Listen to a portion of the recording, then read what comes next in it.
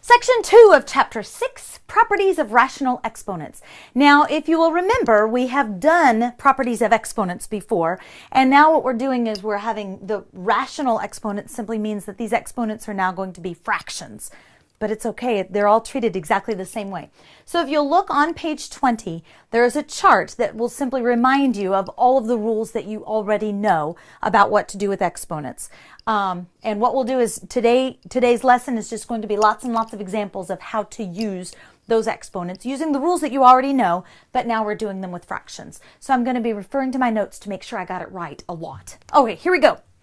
So first of all, when you multiply like bases, you simply add the exponents. So remember, if you're multiplying, you're adding the exponents. So in this case, we're going to have 12 is our base, and we're going to have 12 to the 1/4 plus 1/2.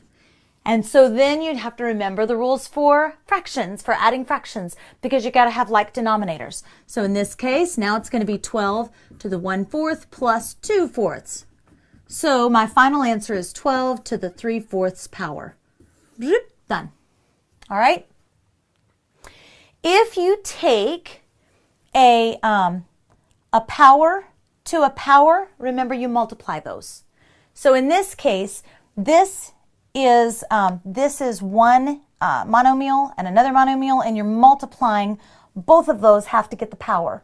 So the 5 1/3 to the 3rd power is going to be 5 to the 3/3 power. And the 7 1/4 power is going to be 7 to the 3/4 power. So 3/3, of course, is 1. And anything to the 1 power is itself. So this is 5 times 7 to the 3/4 power. And let me look and make sure. Yep, I think we're done. I didn't know if I wanted you to complete that all the way, but it looks like that's as far at this point. I just wanted you to see that you take the power to each power. So it's going to be 5 times 7 to the 3/4 power, and you could simplify these all the way because they're numbers and not variables. So in this case, remember that a negative power is going to flip it to the denominator. So step 1 is to multiply the powers, because this is a power raised to a power, so you multiply. So that's what's different between these are just multiplied, so you add. These is a power to a power, so you multiply the powers. All right, so this is going to be 2 to the -6/6, and this is going to be 4 times 4 to the -6/6. And if you remember, 6/6 is 1, so this is 2 to the -1 power and 4 to the -1 power. Negative, remember, flips it to the denominator. Negative power flips it to the denominator. So that's going to be 1 over 2 to the 1 power is just 2. 4 to the 1 power is just 4. And 2 times 4 is 8. So that is 1/8 is your final answer on that one. All right. 10 divided by 10 to the 2/5. And if you'll remember, because this is in the denominator, if you can bring it up to the numerator and give it a negative power, because these bases are the same, it's kind of like when we were canceling before. With whole numbers, it's much easier to just cancel them. With the fractions, what we have here is 10 to the 1 power minus 2/5. And so because this, you can change that to a fraction and say this is 5/5. And 5/5 minus 2/5, so you've got 10 as your base to the 3/5 power. And so if you'll remember, and now this is a review back, this is as far as I want you to go, but just to remember, 3/5 power means 10 to the 3rd to the 5th root. All right. So now, when you're simplifying square roots, so this is to the power. These are the powers, and now we're going to move on to the nth roots, to roots using fractions also. It's just going to be the same thing. Same thing, we're going to use the same rules. Now we're just using fractions. You can do it. Here we go. Let's use a different color just for fun. Here we go. So if you've got the nth root of a times b, if these are constants, you can just multiply them first and take the nth root. But if they're not, you need to remember that you can take the nth root of a and the nth root of b and multiply those together, and it's the same thing. All right, and that will come in handy. The same thing if you're dividing. If you have a over b and you want the nth root of that whole fraction, you can split that up and take the nth root of a and divide it by the nth root of b. So sometimes it's going to be easier to divide first and then take the root, but other times it's going to be easier to take the root and then divide or leave it a fraction. All right, so let's do some of those. Let's simplify. Okay, so we're going to, in this case, we're multiplying the powers. And remember, if you're, or not the powers, I'm sorry, the roots. Remember, when you're looking for roots, you want to know the factors. So you can go over and take 125 and remember to do a factor tree. So what did you multiply together to get 125? Well, you took 5 times 25 to get 125, and 25 is 5 times 5. Oh, that's handy, because 5 times 5 times 5, remember, if you've got a cube root, you've got to have a set of 3 of them to get them out of the box, and there you go. You have a set of 3 5s, so 5 comes out of the box. And if you remember, 8 is 2 times 2 times 2. So that's going to be also a cube root comes out. So 5 times 2 is just 10. All right. So in that case, in all honesty, we didn't even really need to use the our rules. What you could have done is taken 125 times 8 and then find the factors of that. But in this case, it wouldn't do you any good, because the whole point of finding a root is to factor it and get it down to its smaller pieces. So you don't want to make it bigger before you make it smaller. So in this case, factoring first was the better choice. All right, 96 square root of 90, or fifth root of 96 over the fifth root of 3. And I'm looking to see what I did here to make sure I do it the same way twice. Because what you can do is, oh yeah, let's do it this way. Let's take this one backwards, and let's say, well, this is the same as 96 over 3 taking the fifth root. And so first I can divide 96 by 3, and 96 will go into 32 times, yes. So now I have a fifth root of 32. And what you're going to do is you're going to check to make sure, well, 32, does it have any fifth roots in it? 32 is 4 times 8. 4 is 2 times 2. 8 is 2 times 4. And 4 is 2 times 2. Oh, looky there. 1, 2, 3, 4, 5. So this 32 is 2 to the 5th power. And your fifth root of 2 to the 5th power is just 2, because this means there's 5. There's a set of 5. So, haha, go fish. You've got all 5.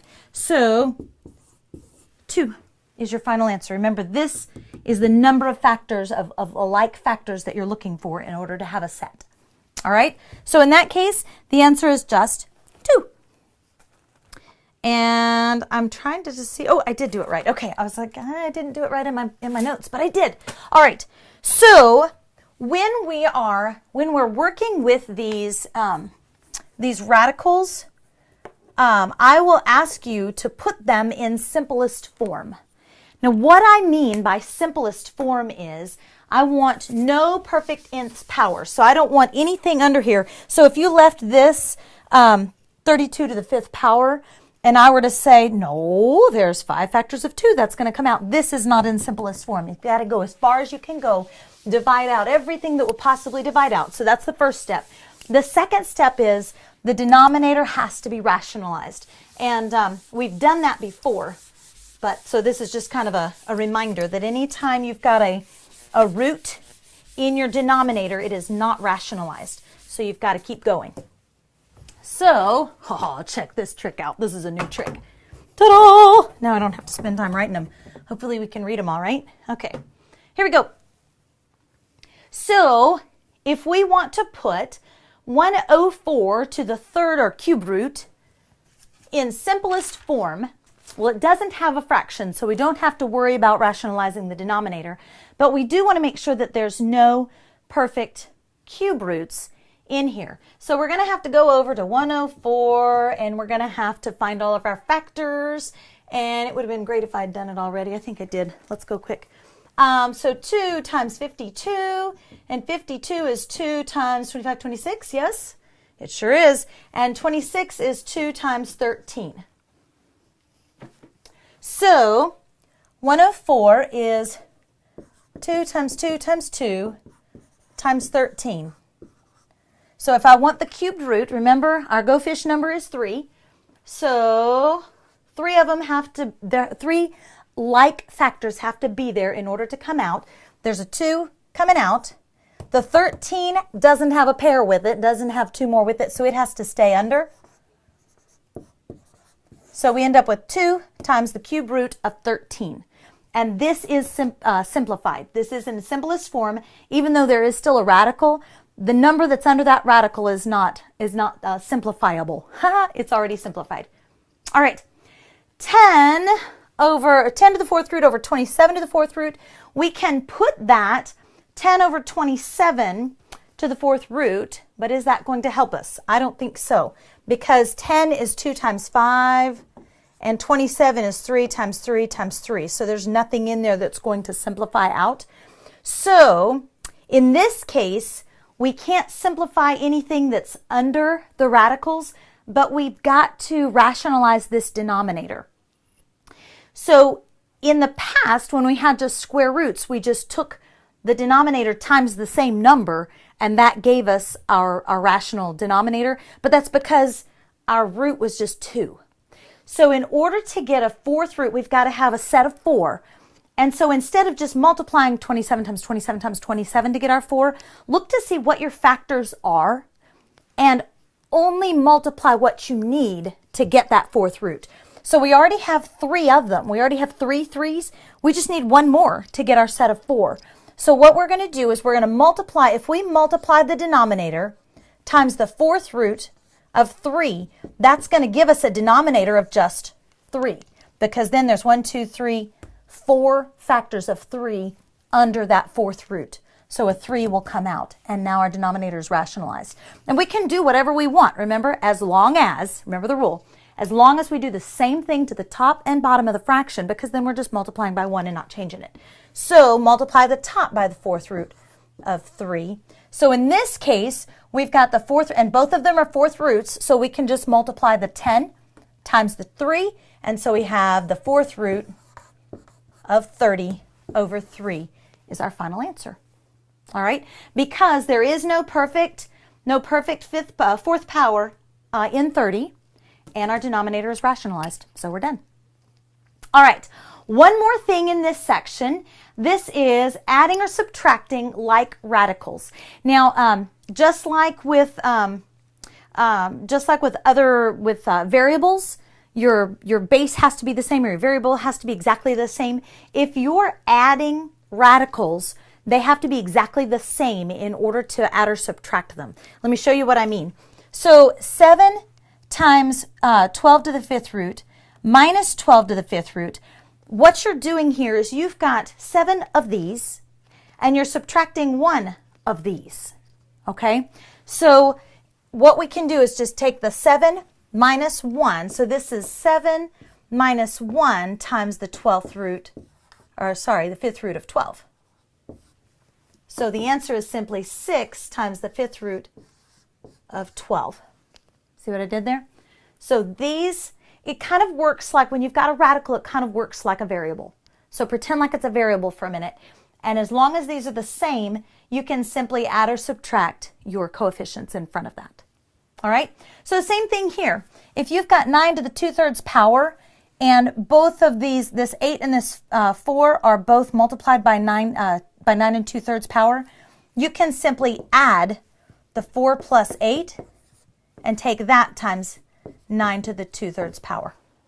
Okay? It's like using the distributive power backwards, distributive property backwards. So 8 and 4, 8, 9, 10, 11, 12 is just 12 times 9 to the 2/3. And you know this isn't simplified all the way, but this is where I want you to go with this, just to see you can add the coefficients in front of a radical. And you see that this 2/3 power, remember, is a radical because this is 9 squared to the cube root. All right? Last one. So cube root of 81 minus the cube root of 24. So that's fine and dandy, but these aren't the same. So can I combine them? No, I can't. But let's see what's inside them and let's simplify them as far as we can. So let's use another color just because we're getting bored with this color. All right, 81, let's find a spot here. 81, let's do a tree. 81 is 9 times 9, and 9 times 9 is 3 times 3, and this 9 is 3 times 3. So I've got 4 factors of 3 under 81. And my number, my Go Fish number is 3. So in order to take a number out from a cube root, I have to have 3 of them, and I do. So I have 3 3s, so 1 3 comes out of the box. And this 3 that's left over has to stay inside the box. So now I have 3 times, oh my goodness, how confusing can we get? 3 times 3 to the 3rd power, or not 3rd power, to the 3rd root, or cube root, minus, and now 24, where are we going to put this? This is getting messy. All right, 24. 24 is 2 times 12, and 12 is 2 times 6, and 6 is 2 times 3. So now we have 1, 2, 3 2s. So a 2 will come out, and there's one lone little 3 that has to stay in there. So now that you've simplified them, you've got 3 to the cube root in both of these. So now they have like variables, like radicals is what they actually are.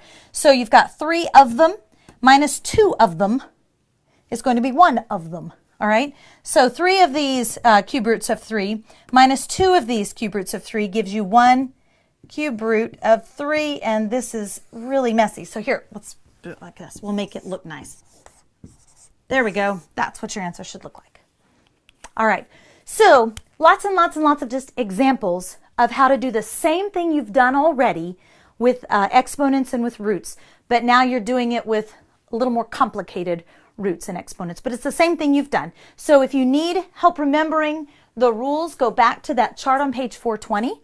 And if your bases are alike and you're multiplying, you just add the exponents. If you're taking a power to a power, you remember you multiply those. All those rules, you've done them before. I'll see you soon.